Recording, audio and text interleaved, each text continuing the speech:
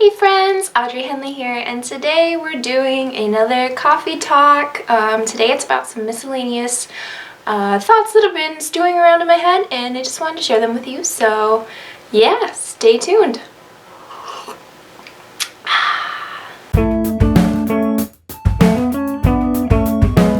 So I'm gonna be honest with you guys, I wasn't really sure what to film for this week.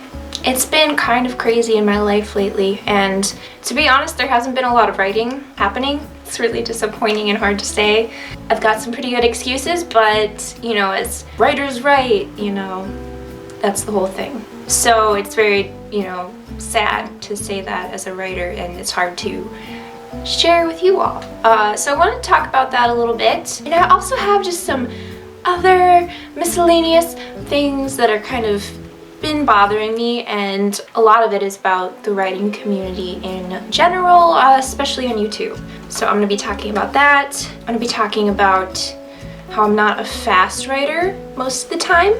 I'm going to be talking about feedback, so getting feedback from other writers and why that's important. Okay, so first off, Audrey, why haven't you been writing?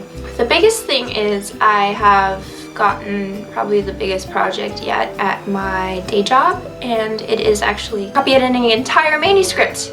So earlier I got a very short manuscript, so it didn't really feel real, but I guess I did well enough on that one. And just as a reminder, copy editing is before a book is typeset, so it's basically you're just looking in a Word document and you are fixing grammar, punctuation, some style things, any redundancies, anything that doesn't make sense, and you're also making everything consistent. So for example, in the manuscript I'm working with, voiceover was sometimes 2 words, it was sometimes hyphenated, and was sometimes 1 word. And so I went ahead and made all of those instances consistent. I used the Chicago Manual of Style and Merriam-Webster and our own house style guide in order to decide which version of voiceover would be the best, and I made it consistent throughout the manuscript, or I'm working on it. I am still working on this project. Part of that is I've been copy editing at home. To be honest, I haven't really squeezed in a lot during my actual work hours. Just for a fun little inside thing about the publishing industry right now, Donald Trump has declared books to be part of the next tariff from China. And a thing about book publishing in the United States is there actually aren't printers in the United States who are good at printing in 4 colors. They're too expensive, but they also just aren't as good quality-wise. Yeah, a lot of it is actually just quality reasons. It is cheaper to print in China, but I don't think that's the driving factor. I've worked with a lot of printers in China and they just do better work, honestly. So it takes about 6 weeks for books to go from China to the United States, and that's because they go on a cargo ship, like they're on a boat. And so my favorite excuse to marketing when they ask where books are is I like to say they're on a boat, because once they're on that cargo ship, we have no way of controlling the schedule. Anyway, so these new tariffs are happening on September 15th, and we got the news like I think middle of August, so very recently. So for us that encompasses our cookbooks and our children's books.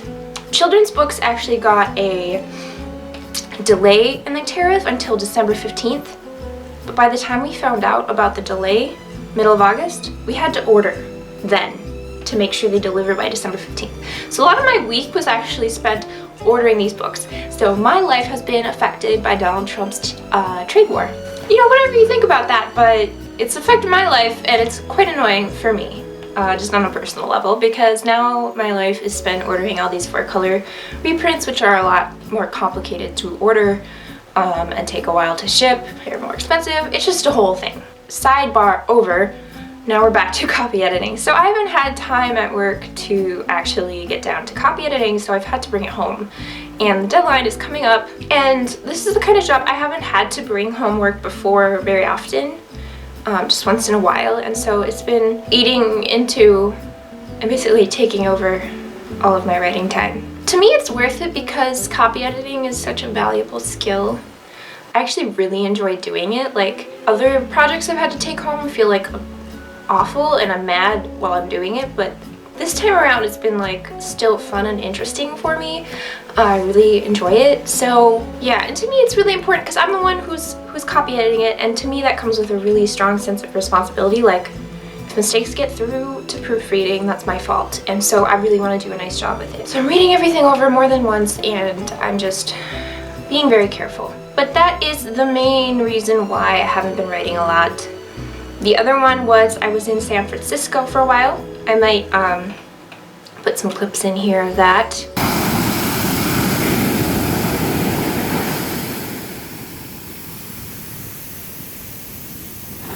It was a blast. It was really great, but I did not do any writing on the trip. You always think you're going to, but then you don't. That's what it was. So between the vacation and getting back and having this copy editing project, yeah, I just really have not been doing a lot of writing. But the story's still stewing in there. It's still happening, and I'm glad that at least the thing that's taking away from my writing time is still word related, publishing related, marginally related. So I feel like better about that. It's not like I'm just like watching too much anime. I have a work reason for this. Doesn't make it much easier to come on here and tell you that, but so one thing I've been thinking a lot about with this whole not writing a lot this past month is the fact that I'm not a hustle porn channel. So hustle porn is where someone films themselves working really hard and being super productive, and people watch that to get motivated and to get pumped up and be like, yeah, I can get a lot of stuff done too. There's a lot of channels like that, especially in the writing community, but also in, like, I call them bro channels, where it's like a dude and he's like giving all this bro advice and he works really hard. I'm not a hustle porn channel. The goal of this channel to me is to be real with you about what I'm doing, how it's going. That's what you're gonna get. And if I'm really productive, I'll film that, sure, but it might not always be that way. I hope you'll stick with me. I hope seeing an actual real journey and not one, like, you always wonder how real hustle porn is. Like, I know a lot of people can write 10,000 words in a day, but like, at what cost? Insert Parks and Rec gif here. Kind of going into that, I also wanted to address the fact that I do have depression, clinical depression. It's diagnosed, and I take medicine for it, and it's pretty under control. It's sort of like one of those things that's always there, but you work with it, you live your life. Almost forgot this was a coffee talk. Need some coffee.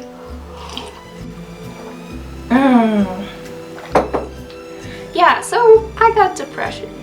I'm a lot more productive now that my depression is under control. God, when I was in college, I had the worst ideas about depression. I really thought that I wrote the best things when I was sad, and that I wouldn't write anything good again if I was on medicine. I thought it would change me and make me into like a boring person. All this terrible stuff that isn't true. If you are going through depression, I'm not necessarily saying you have to go on medicine, but really try to treat it. Like, it has made me so much more productive, and I'm happier, and it's just good all around.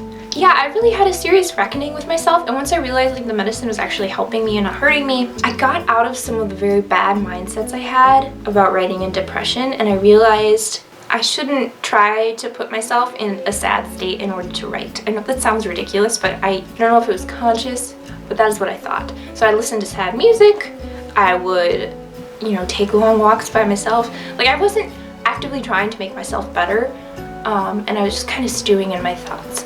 And so I don't do that anymore. The thing is, though, when I feel myself heading that way, I immediately change course and stop it and find a way to make myself honestly just feel better, like any way possible. Sorry, this is hard to talk about. I go and change course, and sometimes what gets me to that spot is staring at a blank screen, a Word document, and not knowing what to write, feeling like I'm a failure at writing. So sometimes, honestly, I stop writing for the day because I know I'm gonna go into the dark place. Like, it's kind of like I get an aura, I get a feeling this is gonna happen, and so I don't mess around with that. I just stop. And the reason I'm so good at that is because I've been there. I've been in the dark place. I've been pretty low in my life, and it's not fun. It's not something you want to let happen, and I'm just really sensitive about it, and knowing to get myself out of there. So I do a lot more self-care than maybe other people do.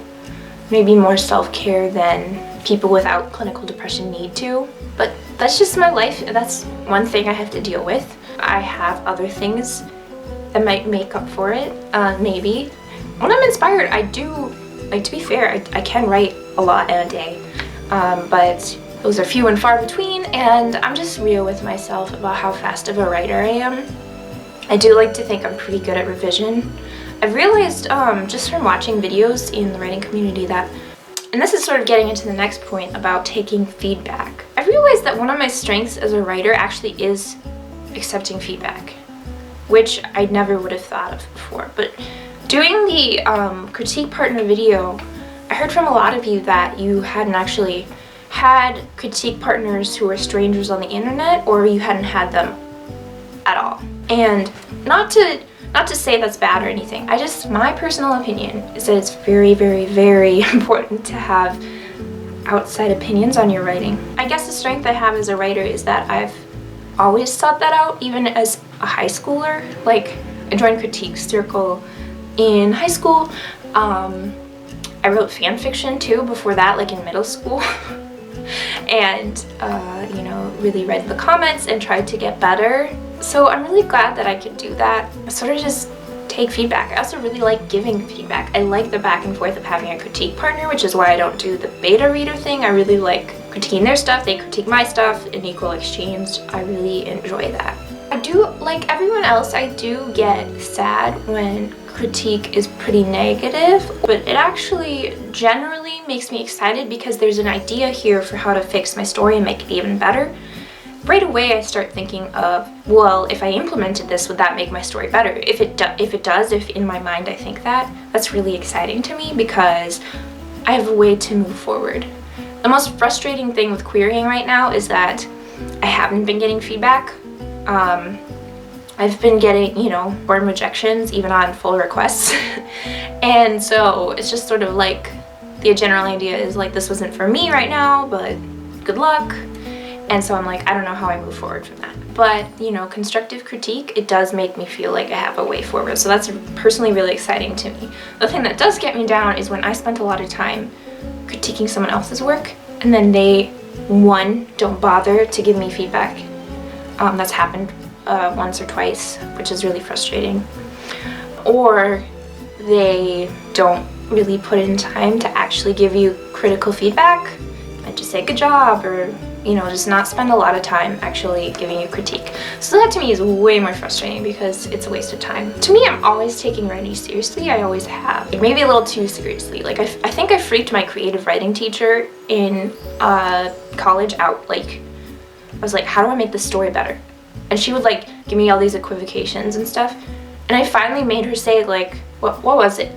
This character is boring or something was her critique. And it took me like half an hour of trying to get it out of her to tell me that. It still gets me mad. I'm like, just tell me, just tell me the thing. So yeah. So I guess I've just been thinking about feedback in general and how I think it's important. You know, you've probably been reading craft books, you've been watching videos, you've been doing all these things to try to improve your writing. I would challenge you to also try to get good at receiving and giving feedback. I think it's a vitally important skill. You know, if you don't get it from an agent, if you don't get it from an editor, you're gonna get it in reviews of your book, which is probably the worst place to get feedback. In this industry, you have to get it eventually, so practice doing that before you put your books out there is my advice. The last thing, this might even be harder to talk about than having depression. This is some things I've been thinking about the writing community on YouTube in general. Yeah, this is hard. To be honest, I've become a little disillusioned, a little disheartened in what the writing community is doing on YouTube. There's just a lot more shady things going on than I realized. Coming in, I kind of came in like, everyone here's great, this is such a great platform, and then the whole ARCs are free thing happened, and I was like, okay, so, you know, that happened, okay, I can move on, and now I'm just getting more critical and reading through things more, and I think most people who produce videos are really trying to give back to the community. They're trying to give valuable information. The thing is, they're trying to use their YouTube channel as a platform for offering services that they might not be qualified to offer. And so it made me really think about, what should people seeking out these services, what should they look for in a person? What should make them believe this person is qualified to do copy editing or proofreading or whatever? And so I have two ideas about that. My first idea is that they should have experience in the traditional publishing world. I know this sounds, you know, if you're a self-published author, you want to be like, well, I'm trying to get out of that. I don't need traditional publishing. Publishing has been how books have gotten into the world forever. Like, since books have existed, there have been publishing houses, there have been teams.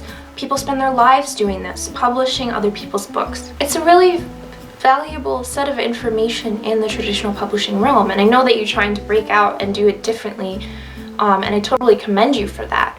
But when you're seeking out freelancers, I'd really suggest looking for people who have worked in traditional publishing, been traditionally published, anything like that, as a sort of bar. But at the same time, that doesn't give you a pass. Like, if someone worked as an agent for a year and they didn't make any sales, can you trust them to be a really good editor? I'm not so sure. So I guess that's where you get a sample edit and see how they are, but really take a critical look at that experience. Think about what they were doing at their job, what their capacity was. Were they full-time? Were they part-time? Were they an intern? All of that matters. Experience matters. And it's so hard because all that should matter is the book. But I think when you're doing things like copy editing, you really need an attention to detail. This is coming from a production lens. But copy editing, let me tell you folks, it's not super, like, entertaining for most people. It's boring, it's hard work, it's looking at commas a lot. And you need a detail-oriented person.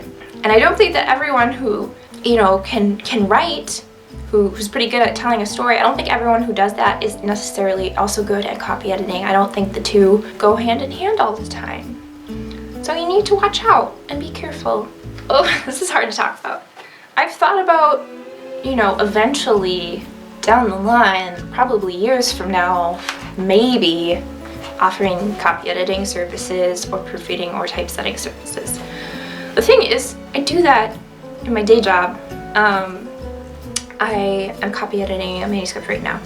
But, as you know, I'm a baby, and this is my second full project. And I have sort of a mentor at my job who's helping me make sure that everything is correct. Like, he's actually checking through everything I write. So I am sort of in a apprenticeship.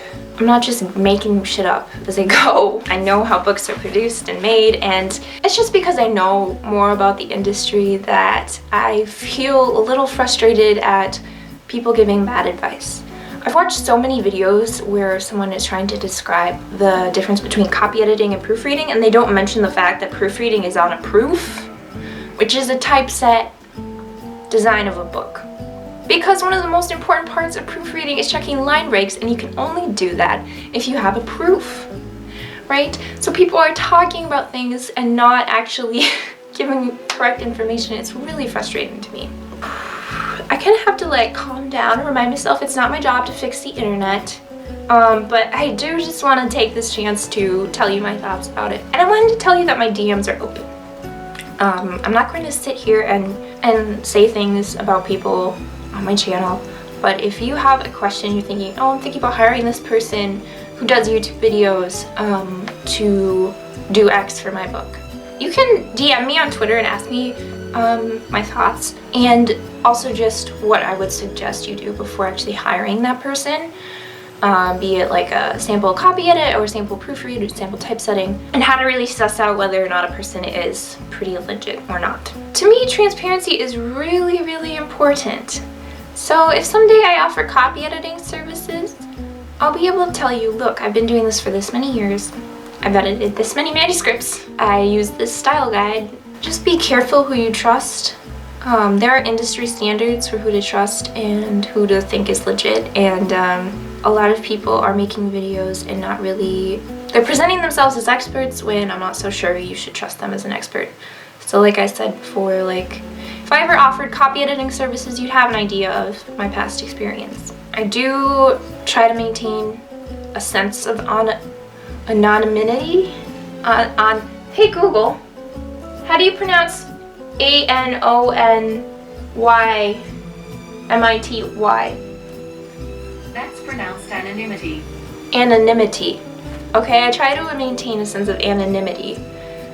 So I don't say the name of my publishing house, but if you were ever like actually interested in my services, I would tell you like in a DM. Just so you know, like I'm a real person and not just making shit up, because that, you know, could be a thing. Yeah, so I'm really trying to do my best to not be negative or too like cynical about the writing community on YouTube, but there's just definitely some bad eggs, and I want to make sure that everyone here watches out. Really quick shout out, I want to thank Savvy for doing an excellent series on how to watch out for MLMs, which are multi-level marketing schemes.